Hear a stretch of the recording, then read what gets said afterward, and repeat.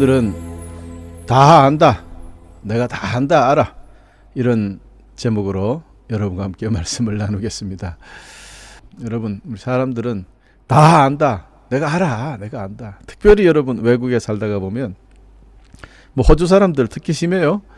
I know. 예, 무슨 말만 물으면 몰라도 그래요. I know.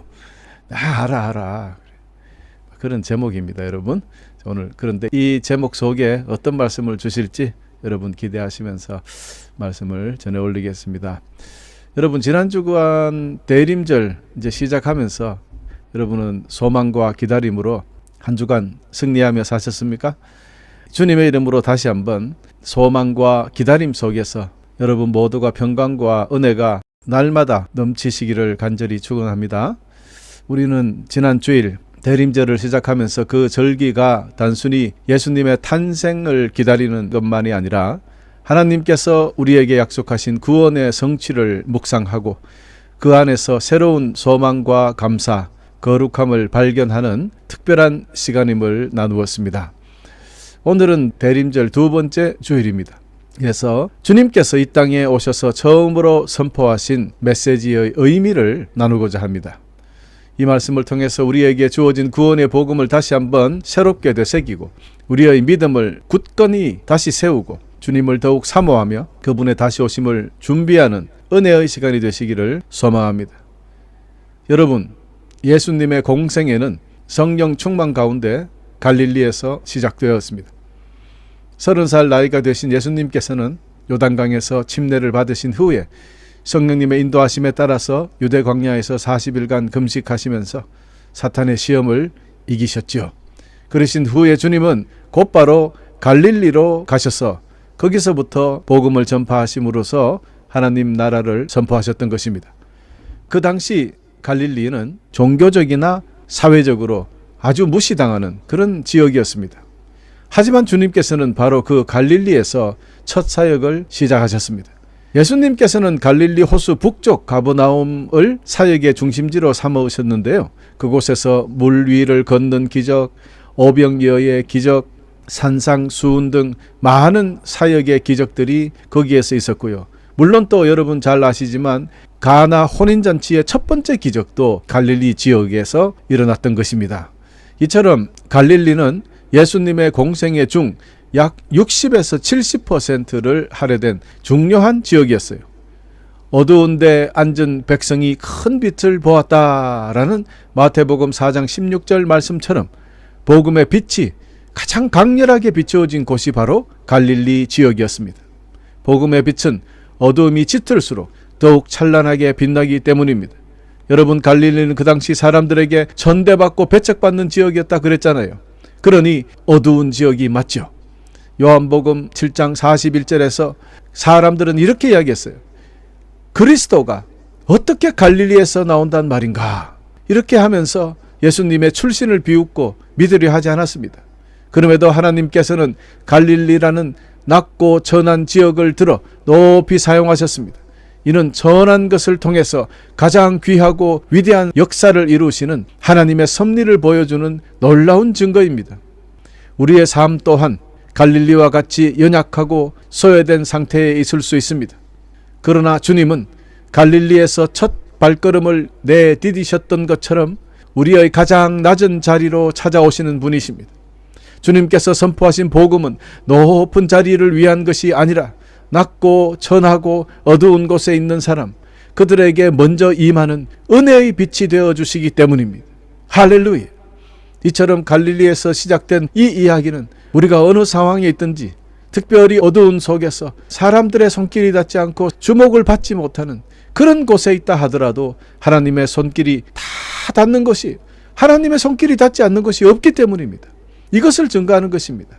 주님께서 갈릴리에 소외된 이들에게 다가가셨듯이 오늘날 우리의 삶의 자리에도 여전히 구원의 빛을 비추고 계신다는 것을 여러분 잊으시면 안 되겠습니다. 그러니 설령 낮은 자리에 있다 하더라도 두려워하지 마십시오.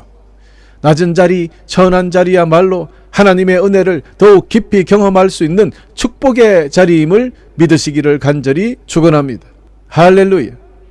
여러분, 이런 배경 속에서 예수님의 공생애가 본격적으로 시작하는 첫 번째 장면이 되었습니다. 그렇게 오늘 본문 말씀은 매우 중요합니다. 예수님께서는 랍비셨기 때문에요, 안식일마다 회당에서 성경을 읽으시고 그 말씀을 가르치셨습니다. 오늘 본문에서도 나사렛 회당에서 주님께서 늘 하셨던 대로 성경을 읽으시고 설교하는 모습이 등장하지요. 여러분, 이 유대 사회의 회당은요, 단순히 예배를 드리는 그런 지금의 교회와 같은 그런 장소를 넘어서 지역사회의 중심 역할을 하는 장소라고 해도 과언이 아닙니다. 이들은요, 10가정 혹은 20가정 이렇게 가정이 모이면요, 회당을 세워요. 그리고 랍비를 초청해서 신앙교육, 공동체 생활을 이끌어 가도록 그렇게 했습니다. 그러니 랍비는 단순한 종교 지도자를 넘어서 교육자, 상담자, 지역 지도자로서의 중요한 역할을 수행하는 자였죠.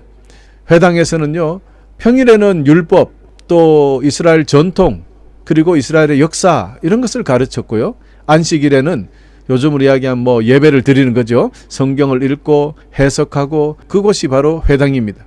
근데 예수님께서는 이사야 61장을 펴셨습니다. 주님의 성령이 내게 내리셨다. 이것은 하나님께서 내게 기름 부으사 가난한 자에게 복음을 전하게 하려 하시는 것이다. 포로들에게 자유를 선포하고, 못 보는 사람들에게 다시 볼 수 있음을 선포하고, 억눌린 사람들에게 해방을 선포하려고 나를 보내셨다. 주님의 은혜의 해를 선포하라고 하셨다. 할렐루야. 여러분, 이 말씀을 읽으신 후에 예수님께서는 그 청경들을 가만히 한 사람씩 바라보시고는 이렇게 선포하셨어요. 이 성경 말씀은 너희가 듣는 가운데 오늘 이루어졌다. 여러분, 이 선언은요, 예수님께서 메시아로서 이 땅에 오신 목적과 사명을 분명히 밝히신 것이었습니다. 그러나 이 선포는 그 회당 안에 듣고 있던 사람들에게는 큰 충격을 불러왔습니다. 여러분, 왜입니까? 회당에 모인 모든 사람들, 예수님의 말씀을 믿지 않았습니다. 그들은 놀라면서 이렇게 말했습니다. 이 사람이, 즉 당신 말이야 요셉 아들 아니야? 여러분, 예수님께서 자라나신 나사렛 동네에, 그 동네의 회당이니 그 회당 사람들은 예수님을 얼마나 잘 알겠어요. 어릴 때부터 같이 컸는 친구도 있을 거고, 어른들이 어릴 때 아무리 커도 그러잖아요. 내가 너 기죽에 갈아줬어. 그런데 어느 날 갑자기 한 40일 동안 눈에 보이지 않다가 나타나더만 내가 바로 메시아다라고 이야기한다면 누가 믿겠습니까?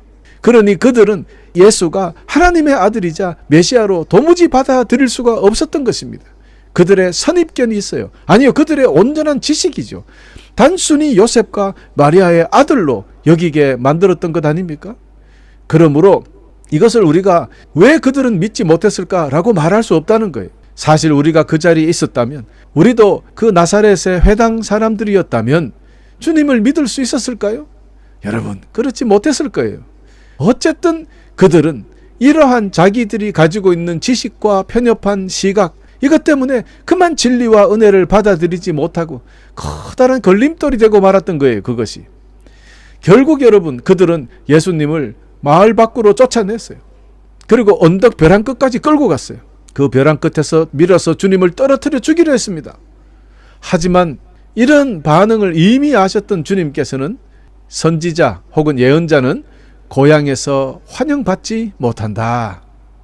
이처럼 예수님의 고향 사람들은 내가 알아, 내가 다 안다 라는 식으로 자신의 편견, 제한된 그런 지식들, 또 보는 시각, 이런 걸로 인해서 예수 그리스도의 진정한 정체성, 그리스도로서의 정체성, 하나님의 아들로서의 정체성을 깨닫지 못했던 것입니다.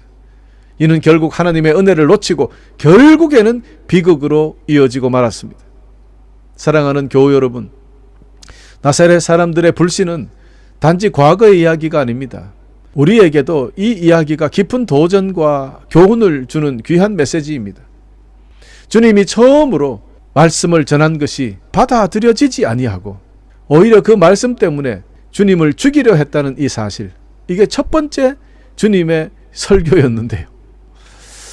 여러분, 그들의 편견과 선입견은 인간의 한계와 연약함을 여실히 보여주는 것이죠. 우리 또한 이런 모습에서 완전히 자유롭다 할 수 있을까요? 이제 우리를 돌아봅시다. 어떤 고정관념, 어떤 제한된 지식이 하나님의 일을 가로막고 있는 것은 아닌지 깊이 생각해 봐야 합니다. 이것은 안 될 거야. 할 수 없어. 그래서 여러분 하나님의 능력을 막고 있는 것이 있습니까? 이게 어떻게 된단 말이야. 가능하지 않아. 여러분, 하나님은 하실 수 있습니다. 믿는 자에게 능치 못함이 없다고 주님께서 약속해 주셨습니다. 그런데 나사렛 사람들은 예수님을 자신이 이해할 수 있는 좁은 틀에 가두어 버렸습니다. 그들은 예수님을 단지 목수의 아들, 이웃 청년으로만 여겼습니다. 내가 다 안다. 내가 다 알아. 그러면서 그만 그분을 메시아로 받아들이는 것을 거부했습니다. 이러한 편협한 시각은 진리를 받아들이는 문을 스스로 닫아버리게 하고 말았던 것이죠. 여러분, 오늘 우리 역시 복음을 들으면서 성경을 읽으면서 세상의 논리와 개인적인 편견을 통해서 하나님의 은혜를 받아들이는데 장애물이 되고 있는 것은 없는지 주의하고 또 주의해야 하겠습니다. 특히 나사렛 사람들은요, 거기에 모인 모든 사람들이 그렇게 생각했다는 거거든요. 그러나 다수의 의견이 진리를 대변하지는 않습니다. 이 사실을 여러분, 우리는 반드시 명심해야 됩니다. 진리는 하나님의 말씀 안에 존재합니다. 오직 하나님의 말씀만이 참된 진리가 되기 때문입니다. 그러므로 믿음이란 우리의 시야와 판단이 아니라 주님의 눈과 마음으로 말씀을 바라보고 그대로 받아들이는 것이다. 여러분 꼭 기억하시기를 간절히 축원합니다. 아멘. 할렐루야. 예수님은 분명 저와 여러분의 메시아가 되십니다. 그분은 모든 죄를 깨끗이 씻어주시기 위하여 우리를 대신해서 십자가에 달려 죽으시기까지 그 사역을 하시기 위하여 이 땅에 오신 분이셨습니다. 그렇기에 참 말씀드리기는 죄송하지만 우리 구주 예수님은 죽으시기 위하여 태어나신 분이다 라는 사실, 이 놀라운 진리 앞에서 우리는 날마다 겸손하고 날마다 깊은 감사의 마음으로 주님을 기억하며 살아주시기를 간절히 축원합니다. 주님은 메시아십니다. 할렐루야. 사랑하는 교회 여러분, 예수님께서 그날 읽으셨던 이사야서 61장의 말씀, 오늘 우리에게도 또 그리고 온 세상 사람들에게도 동일하게 적용됩니다. 주님께서 선포하신 말씀은 지금도 살아 역사하며 우리의 삶을 변화시키는 능력의 말씀인 것입니다. 가난한 자에게 복음을 전파하게 하려는 것, 이 말씀은 단순히 물질적으로 가난한 사람들에게만 해당되는 말씀이 아닙니다. 영적으로 가난한 사람 주님께서 돌보신다고 약속하셨습니다. 그래서 심령이 가난한 자, 즉 영적으로 가난한 자는 복이 있다고 말씀하신 적 여러분 기억나시죠? 이것이 다 일맥상통하는 것입니다. 삶의 의미와 희망을 잃고 방황하는 이들에게 주님은 풍성한 생명을 약속해 주셨기 때문입니다. 이는 주님께서 참된 메시아다라는 것을 증명하는 분명한 증거가 되는 것입니다. 또 주님은 포로된 자에게 자유를 선포하시는 분이십니다. 이 자유는 단지 물리적인 속박을 벗어난다는 것을 의미하는 것이 아니에요. 죄의 중독, 두려움, 절망 이런 것에 얽매여 있는 우리 모두를 주님께서 해방시켜 주시는 분이시다. 그러므로 오직 우리 주 예수 그리스도만이 참된 자유를 주실 수 있는 메시아이심을 믿으시기를 바랍니다. 할렐루야. 또 주님은 보지 못하는 자들에게 다시 볼 수 있음을 선포하는 분이십니다. 주님은 육신의 눈뿐만이 아니라 영혼의 눈을 열어주신다는 뜻이 되겠습니다. 믿음을 통해 주님을 바라볼 때 그때 비로소 새로운 세상이 보이게 된다는 것을 성령 받았을 때 경험하게 되잖아요. 그렇습니다. 그렇게 될 때 비로소 참된 삶의 목적을 발견하게 되는 것입니다. 많은 사람들이 눈이 닫혀서 참된 것을 보지 못하고 그저 그냥 물질적인 것, 물리적인 것만 보이기 때문에 그들은 가지고 그러다가 결국 그 끝에서는 허무하고 아무것도 느낄 수 없는 그런 사람이 되고 만다는 것 기억하셔야 됩니다.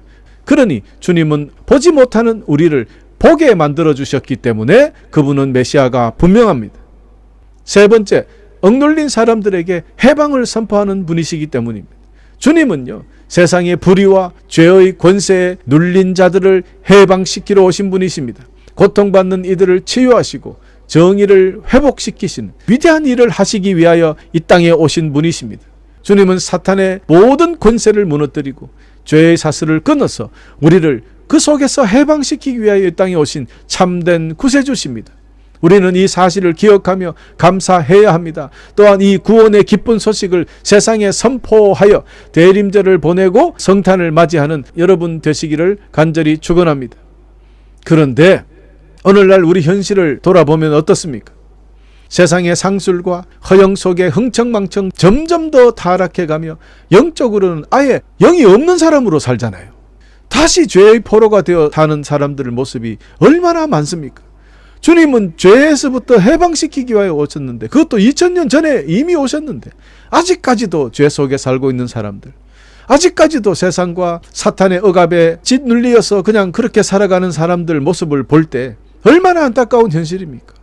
그런 분들의 삶 속에는 아직도 주님이 오시지 않았어요. 여러분, 우리는 결코 세상의 흐름과 함께 이렇게 흘러가서는 안 됩니다. 로마서 12장 2절이 그래서 이렇게 말씀하지 않습니까? 너희는 이 세대를 본받지 말고 오직 마음을 새롭게 함으로 변화를 받아 하나님의 선하시고 기뻐하시고 온전하신 뜻이 무엇인지 분별하도록 하라 라고 선포했던 겁니다. 여러분, 이 말씀을 기억하면서 오늘부터 이 세상이 아니라 주님의 말씀과 그분의 은혜의 빛을 따라서 살아가야 하겠습니다. 아멘? 할렐루야. 혹시 이 말씀을 듣고 있는 우리 중에는 아직도 죄의 사슬에 묶여 있거나 사탄의 소나기에 사로잡혀서 허덕이는 그런 세상의 백성, 사탄의 자녀 한 분도 없을 줄 압니다. 여러분, 그러나 또 우리 주변을 돌아보십시다. 내가 다 알아. 내가 알아. 이런 교만과 잘못된 생각에 빠져서 아직도 주님을 만나지 못하고 배척하고 그런 모든 것을 죄한테 사탄에게 빼앗겼어요. 여러 가지로 가난하죠. 포로가 되어 있고요. 영적으로 눈이 닫혀 눈먼 자가 되어 있고 억눌려 살아가고 있는 그런 자들 여러분 주위에 없습니까? 우리는 그들에게 주님을 전해야 되지 않겠습니까? 모든 것을 새롭게 회복하고 또 이 땅에 새로운 그 희망을 주시기 위하여 오신 우리 주 예수 그리스도를 소개해야 한다라는 임무가 우리에게 있다는 것 기억하시기를 바랍니다. 그리하여 그들도 복음의 기쁨을 누리고 자유와 해방과 영생의 축복을 받을 수 있도록 우리 노력해 나아가십시다. 왜냐하면 우리 주 예수 그리스도께서 이 땅에 오신 목적이 바로 이것이기 때문입니다. 할렐루야. 그렇습니다. 우리 주님께서는 주님의 은혜의 해를 선포했다 그랬어요. 그러면 이 뜻은 무엇입니까? 이 주님의 은혜의 해라고 생각하니까 희년을 떠올리게 됩니다. 희년은 주빌리라고 하죠. 이 주빌리는 7년 안식년이 7번 지난 거예요. 그러면 77이 49, 그 다음 해 50년째. 이 50년째 되는 해를 예를 들면 빚이 있는 사람은 빚을 다 탕감해주고 뭐 땅이 있으면 땅을 다시 돌려주고 억압된 자들이 있으면 해방시키는 그런 특별한 해입니다. 참 이스라엘은 특별한 법을 주님께서 주셨어요. 그래서 종을 해도 영원히 종을 가지고 있지 않고 그 종이 50년 뒤에는 자유인이 되도록 회복시켜 주시는 거예요. 이 주빌리 희년이 참 아름다운 거죠. 주님이 희년 자체가 되시는 거죠. 그러면 우리가 꼭 77이 49, 50년대가 아니라 주님을 만나면 바로 우리는 주빌리 해방이 되는 거예요. 진짜 자유를 맞이하게 되는 것이에요. 자유와 회복, 새로운 시작이 주님을 만남으로써 시작되기 때문에 주님께서 주시는 은혜의 해가 이제 시작되었다라는 것을 주님께서 선포하러 이 땅에 오셨던 거예요. 그러면 여러분 적어도 2000년 전에 이 주빌리 해방이 되었고 주님의 은혜의 해가 선포되었어요. 그런데 아직까지도 2000년이 지난 지금까지도 어둠 속에 살고 있으면 그 사람이 문제라는 것을 여러분 기억하시고, 혹시 그들이 아직도 주님이 누군지 몰라서 그렇다면 우리가 꼭 전해줘야 된다. 그것은 우리의 사명이다. 여러분 기억하시며 살아야 하겠습니다. 그러므로 오늘부터 우리 모두는 이 놀라운 주님의 은혜와 자유가 우리 삶 속에서 온전히 이루어져 가야 한다는 것, 우리의 제한된 생각과 편견과 내가 다 안다라는 이런 교만을 내려놓고 주님이 주시는 복음의 은혜를 온전히 받아들여서 이제는 우리가 복음의 빛을 세상에 전하는 도구가 되어서 주님께 영광 돌리는 삶을 살아가시기를 간절히 축원합니다. 교우 여러분, 이제 말씀을 마무리하겠습니다. 예수님께서 갈릴리 회당에서 선포하셨던 복음의 선언은 단지 2000년 전 과거의 이야기가 아니라 오늘날에도 저와 여러분을 향한 하나님의 살아있는 초대입니다. 주님은 가난한 자에게 복음을 전하시고 포로된 자에게 자유를 주시고 눈먼 자를 보게 하시고 억눌린 자를 해방시키셨습니다. 그러나 그분의 은혜는 거기서 끝난 것이 아닙니다. 오늘날에도 주님은 우리의 삶의 가장 낮은 자리에 오셔서 그때와 같은 동일한 은혜를 베푸시고 우리를 새롭게 하십니다. 그렇습니다. 주님은 우리 삶의 무게에 눌려 포로처럼 느끼고 살고 있는 우리에게 참된 자유와 희망을 주시려 오셨습니다. 지금도 그 희망을 우리에게 허락하여 주십니다. 마음이 아프고 어둠 속에서 앞이 잘 보이지 않을 때 주님은 가장 밝은 빛이 되어 우리를 인도하십니다. 고난과 억압 속에 있을 때 주님은 해방의 손길로 우리를 붙들어 주십니다. 할렐루야. 여러분, 첫 번째 성탄절은 하나님께서 우리를 위해 인간의 모습으로 이 땅에 찾아오신 구원의 시작이었고, 연약한 아기의 모습으로 오신 주님은 강하고 강한 세상의 높은 자들을 다 부끄럽게 하셨고, 낮고 소외된 자들을 통해서 하나님의 위대한 계획을 이루셨습니다. 이 전능하신 하나님을 믿으며 감사로 응답하는 삶을 살아가시기를 축원합니다. 또한 우리 주 예수님의 오심은 과거에 머무르지 않는다 그랬습니다. 오늘 또 우리의 삶과 역사 속에서 이어지는 하나님의 사랑의 이야기입니다. 주님은 우리의 연약함과 실패조차도 하나님의 나라를 이루는데 도구로 사용하실 수 있으신 분입니다. 그러므로 실망하지 마십시오. 우리의 실패도, 우리의 연약함도 주님께서는 사용하실 수 있습니다. 그러므로 어떤 상황에서도 낙심하지 말고 하나님의 은혜 안에서 소망을 품고 승리하며 살아가시기를 바랍니다. 이제 우리가 그 복음의 도구가 되어서 주님의 사랑과 구원의 메시지를 세상에 전할 때입니다. 메시아 예수 그리스도는 우리의 영원한 소망이며 어두운 세상을 밝히는 빛이십니다. 선포하면서 믿음으로 주님의 길을 쉼없이 따라가십시다. 우리가 있는 자리에서 빛과 소금의 역할을 감당하며 작은 섬김과 순종의 발걸음이 하나님 나라의 위대한 여정이 된다라는 것을 잊지 마시기를 바랍니다. 끝으로 그 옛날 나사렛 사람들처럼 자신의 작은 지식과 경험에 갇혀서 내가 다 한다 라고 여기는 교만으로 구세주 예수님을 멀리하거나 그분을 우리 삶의 우선순위에서 저 뒤로 미루어버리는 일이 없기를 간절히 부탁드립니다. 오히려 우리의 마음을 열어서 하나님의 뜻에 순종하며 주님께서 우리의 삶을 통해서 이 땅에 새로운 희망과 은혜를 흘려보내실 것을 기대하십시다. 그 놀라운 은혜와 평강이 날마다 여러분 삶 속에 가득해서 기쁨과 승리로 충만한 믿음의 여정을 걸어가시기를 축원합니다. 또한 우리 모두 다시 오실 우리 주님을 간절히 기다리며 오늘 또 내일 또 믿음으로 승리하며 나아가는 여러분 되시기를 다시 한번 간절히 축원하면서 오늘 말씀을 마치겠습니다. 할렐루야.